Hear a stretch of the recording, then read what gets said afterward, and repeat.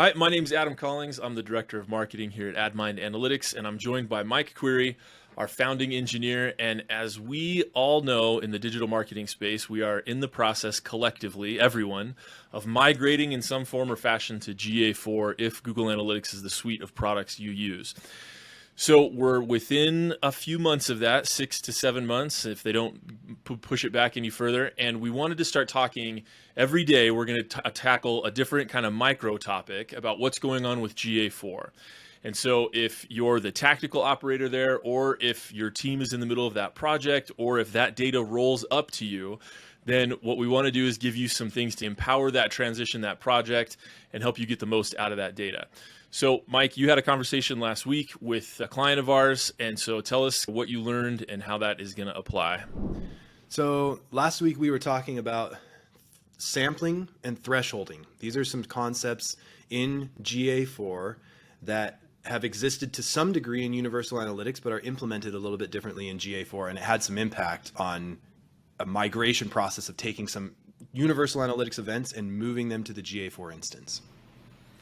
Okay, and so they were troubleshooting and came across some, as part of their migration, they came across something that they couldn't figure out. And so what did they come across? What did you recommend? How did that go down? Yeah, so let me show you what we were working on, or at least the concept here. You'll note that at the top of the GA4 interface that there's an icon next to every report title, and it'll have a green check if there's been no sampling or thresholding applied. But let's spend a sentence or two on each of those. So sampling is a concept that allows Google to not query all of the data to populate a report so that it can be efficient in compute costs. This existed in Universal Analytics, and it would result in sometimes like an estimate of an actual number instead of the actual number. Usually Google's sampling algorithm was pretty tight, and so you'd be like 95% plus accuracy when you were sampled. But that's in the concept of like pretty large or granular queried data, but large data sets and complicated queries. Thresholding is a concept that allows Google to not show data when it assumes that when it calculates that there's a risk that by showing the data, you could potentially, the analyst could potentially identify a real world person. And so these are things like age or demographic information or interest categories or specific search queries.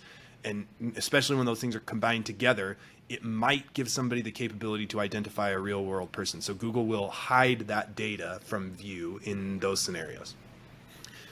The way that shows up, and what matters, is we were trying to troubleshoot, we were trying to move some form submission events that existed in Universal Analytics. They were implemented through Google Tag Manager, had tags in place, and we were copying them to GA4.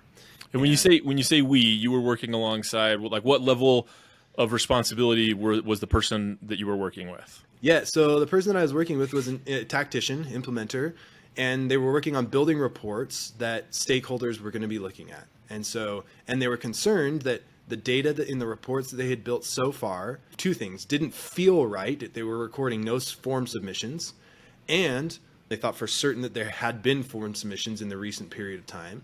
And in some cases, they'd probably know that there had been form submissions because they'd have forms.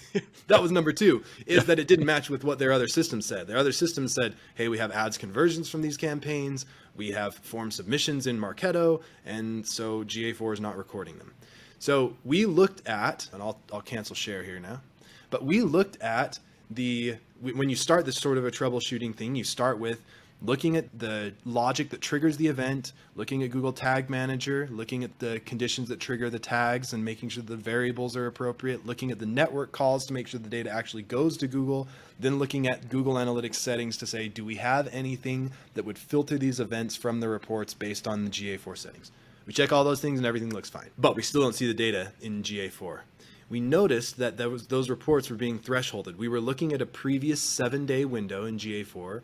When we expanded to a 90-day window, the thresholding setting went away, or the thresholding icon went away, and we showed events in the most recent 7 days. So Google, when we were looking at the 7-day window, was hiding some of the data from our reports.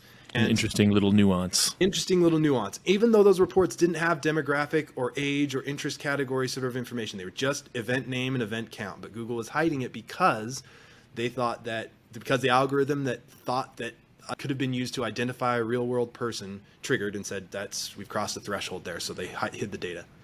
Point is, you can avoid this. You can double check this, and we did by creating a Data Studio report or looking at the BigQuery data and see that the events are actually coming in, because in Data Studio and BigQuery, you can isolate queries so that they don't include any of the Google signals or demographic sensitive information, and you're only looking at event counts, and so the thresholding concept doesn't apply in those two scenarios. So we checked that, and the events were there. We were just getting thresholding in the GA4 interface.